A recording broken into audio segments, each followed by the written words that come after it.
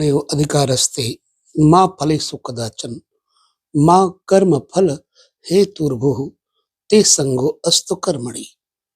हे अर्जुन, तू कर्म करने में ही सिर्फ वृत्ति रखे, बाकी फल देने का कार्य मुझ पर छोड़ दे, क्योंकि कर्म देने वाला सिर्फ मैं हूं। सभी दर्शकों को नमस्कार, जय श्री कृष्ण, प्रणाम। हम आज आपके साथ जो वार्ता करने जा रहे हैं, बड़ी सार्थक वार्ता है। मनुष्य के जीवन में कर्म बल बहुत बड़ा प्रभाव रखता है। जिस व्यक्ति के कर्म में बाधा है, उस व्यक्ति की संपत्ति में, सुख में भी बाधा है। इस कर्म का जो खेल है, बड़ा विचित्र है। इसलिए गीता जी में कहा है, कर्मणस्य हि बोधव्यम बोधव्यम च विकर्मणः अकर्मणस्य बोधव्यम गहना कर्मणो गति। ये कर्म की गति बड़ी विचित्र है और जन्म कुंडली में इन कर्मों के बारे में जो विधाता ने लिखा है, उसे हम अपने अध्यात्म विद्या से, अपने ज्योतिषी विद्या से जानने का प्रयास मात्र करते हैं, क्योंकि विद्या ही जननी है ज्ञान की, और विद्या के माध्यम से ही हम सूक्ष्मदर्शी स्वरूप को भी प्राप्त हो सकते हैं। अधिक बात न करते हुए आइए काम की चर्चा करते हैं। जन्म कुंडली में अगर आपके कर्म खराब है, तो आपको कभी भी कोई सफलता या सुख की आशा नहीं रखना चाहिए। इन कर्मों का समूह हमारे जन्म कुंडली में 10वें स्थान से जाना जाता है। मैंने चार्ट रेडी किया है और बड़े अच्छे सूत्र नोटिस करके आपके सामने प्रस्तुत करना है, क्योंकि किसी भी विषय को जब तक अच्छी तरह से इंगित न किया जाए और उसको कहीं किसी किताब पर, किसी कागज पर अंकित न किया जाए, तब तक भूल और भटक हो सकती है। और हमें अपने आप का विश्लेषण विशेषता के द्वारा नहीं देना है, हमें ज्योतिष का विश्लेषण देना है, सीखना है। और सीखने के लिए हमें पुस्तकीय ज्ञान से ही प्रारंभ करना होता है। फिलहाल हमने जो अनुभव और जो पुस्तकीय ज्ञान लिया, वो आपके सामने खोल करके रखूंगा और आपको समझना है कि आपकी जन्म कुंडली में क्या ऐसे कर्म बल का योग है। पहले हम जानेंगे कि कर्म बल के बारे में जाना कहां से जाता है।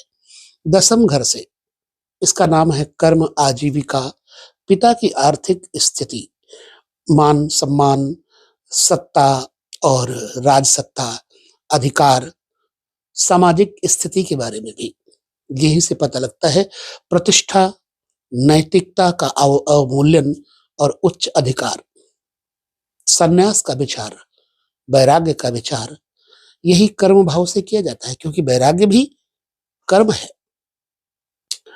चुनाव में सफलता मिलेगी या नहीं मिलेगी, विजय मिलेगी या नहीं मिलेगी, सरकारी महकमे में कामकाज, नौकरी, बिजनेस, राज सम्मान, राजपद, इन विषयों का द्योतक 10वें घर है। अब 10वें घर के स्वामी जो हैं, उनकी चर्चा हम बाद में करेंगे। पहले चर्चा कर लेते हैं 10वें भाव में चर, स्थिर, दुष्भाव राशियों की 3 संज्ञाएं होती हैं। चर, स्थिर, दुष्भाव। चर कहते हैं चर यानी 1, 4, 7, 10 को। स्थिर कहते हैं 2, 5, 8, 11 को। दुष्भाव 3, 6, 9, 12, यानी ये राशियां हैं। यदि किसी की जन्म कुंडली में 10वें भाव में चर राशि है, मतलब मेष, कर्क, तुला या फिर मकर, तो ऐसा व्यक्ति बहुत ही महत्वाकांक्षी होता है। विश्वास और संकल्प शक्ति देकर के इस व्यक्ति में निर्णय लेने की बड़ी क्षमता आ जाती है। चर लग्न यदि 10वें स्थान पर है, तो 10वें भाव में अगर स्थिर राशि है, तो स्थिरता का मतलब होता है धैर्य, साहस, विश्वास, दृढ़ संकल्प और व्यापार कुशलता, स्टेबल होकर के जातक को आगे बढ़ाती है। अगर यहां दुष्भाव राशि है, तो जातक सेवा कार्य में, सेवा क्षेत्र में दक्ष होता है। सेवा प्रदान करके धन और यश प्राप्त करता है। समाज की सेवा, सरकार की सेवा और अपने परिवार की सेवा, इन सब के लिए ऐसा व्यक्ति दक्ष होता है। सेवा अर्थात सर्विस। अब जन्म कुंडली में यशस्वी होने की योग दसम घर से कैसे जाने, विशेष तौर से ध्यान दीजिएगा। दसम घर से अगर विचार करें कि व्यक्ति को यश मिलेगा या नहीं मिलेगा, यदि यश का यहां बोध करना है तो जातक का दशमेश बली होना चाहिए। दशमेश अपनी उच्च राशि या फिर उच्च नवांश में हो तो जातक को पिता का सुख और स्नेह भी प्राप्त होता है, और ऐसे में जातक का पिता शुभ कर्म करने वाला, कीर्तिमान, यशस्वी होता है। जन्म कुंडली में दशमेश की स्थिति अगर मजबूत है तो। अब यदि जन्म कुंडली में राहु केंद्र या त्रिकोण में, केंद्र आपको पता है 1 4 7 10, त्रिकोण 1 5 9, केंद्र या त्रिकोण में राहु या त्रिकोण पति या केंद्राधिपति, जैसे लग्न में, लग्न से चौथे स्थान पर जो स्वामी है चौथे स्थान का, वो हो गया केंद्राधिपति। पंचम स्थान, नवम स्थान या लग्न का स्थान का मालिक हो गया लग्नाधिपति। यदि केंद्राधिपति या त्रिकोणाधिपति के साथ राहु बैठा है कहीं, तो ऐसा व्यक्ति धार्मिक अनुष्ठान कृत्यों को करने वाला होता है, अर्थात वो धर्मनिष्ठ होता है।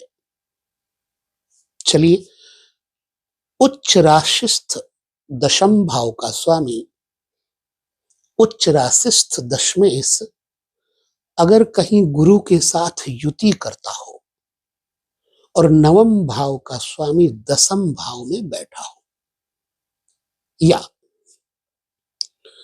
लाभेश दसम भाव में तथा दशमेश लग्न में हो, लाभेश दसम कर्म भाव में और दसम भाव का स्वामी लग्न में हो, अथवा दशमेश तथा एकादशेश यानी 10वें घर का स्वामी और 11वें घर का स्वामी केंद्र स्थान में हो 1 4 7 10 में, तो ऐसा व्यक्ति धन वैभव से संपन्न जीवन को जीता है और समाज में यश प्रतिष्ठा प्राप्त करता है। संभवतः आपकी जन्म कुंडली में ऐसा योग है तो आप देख लीजिएगा। दशमेश बलवान हो व्यक्ति का और कहीं पर जन्म कुंडली में मीन राशि में देवगुरु बृहस्पति बैठे हो, तो ऐसा व्यक्ति धर्मनिष्ठ भी होता है, कर्मनिष्ठ भी होता है और सुख संपन्नता के साथ समाज में यश कीर्ति भी प्राप्त करता है, धनाढ्य होता है।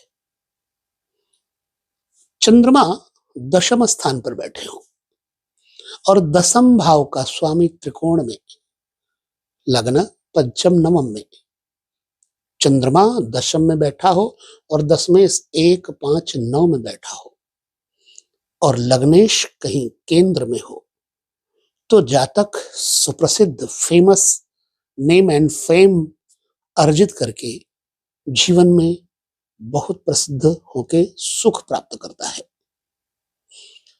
जन्म कुंडली में बलि दशमेश यानी देवगुरु बृहस्पति बलि दशमेश के द्वारा दृष्ट हो,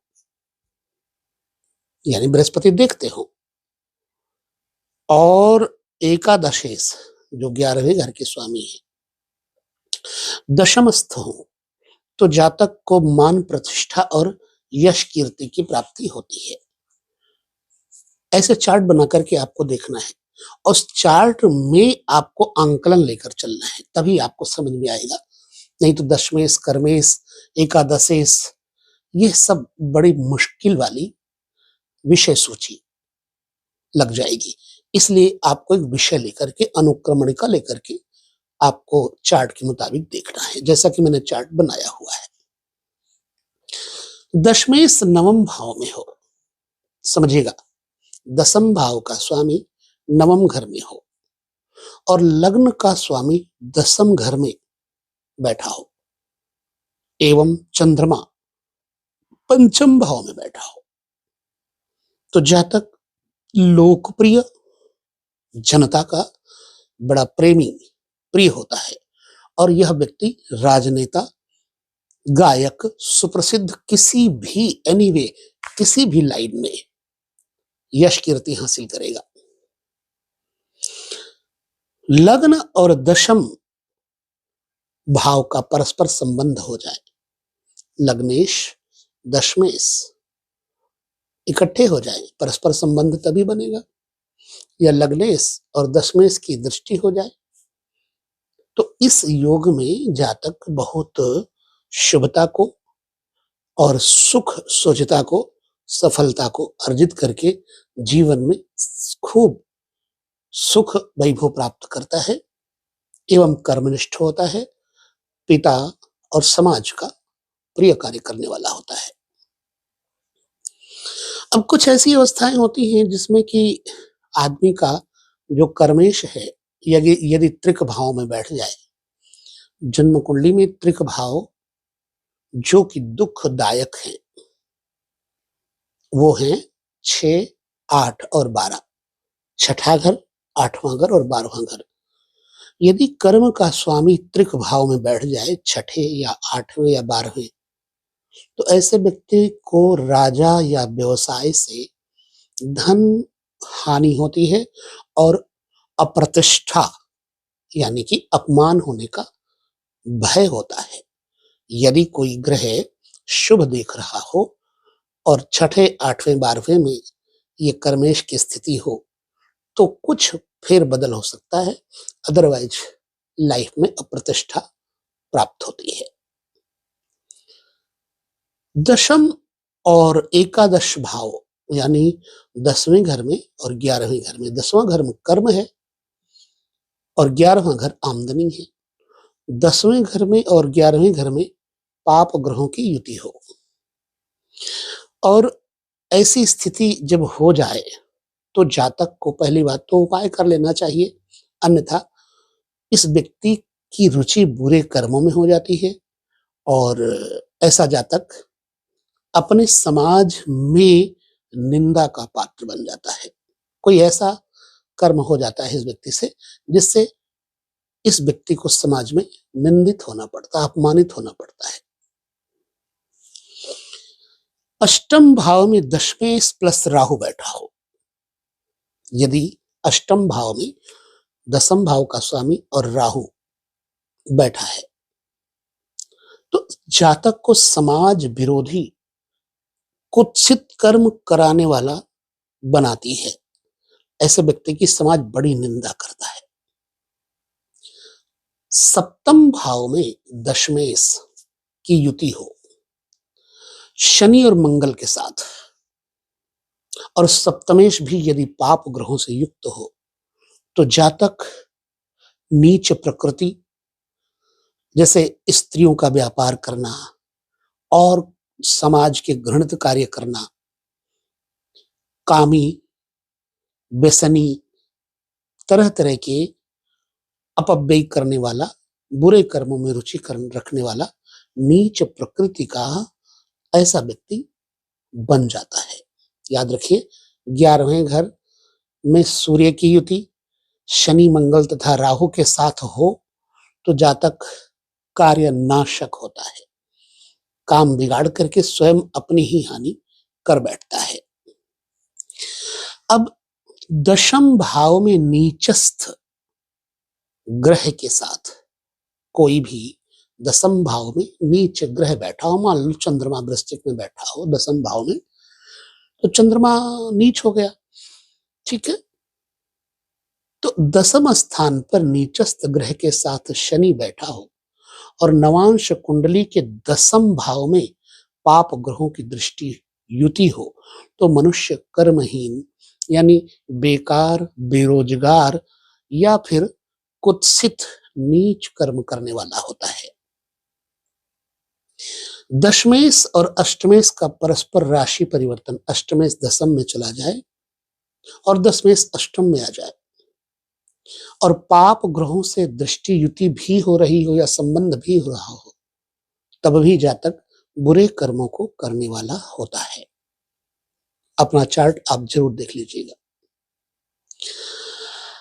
तो एक और समझिए, दशमेश अपनी नीच राशि में हो, पाप ग्रह दसम भाव में बैठा हो और दसम से दसम यानी कि सप्तम भाव में पाप ग्रहों की दृष्टि युति होने से जातक बेरोजगार, कार्यहीन, नीच कर्म करने वाला तब भी होता है।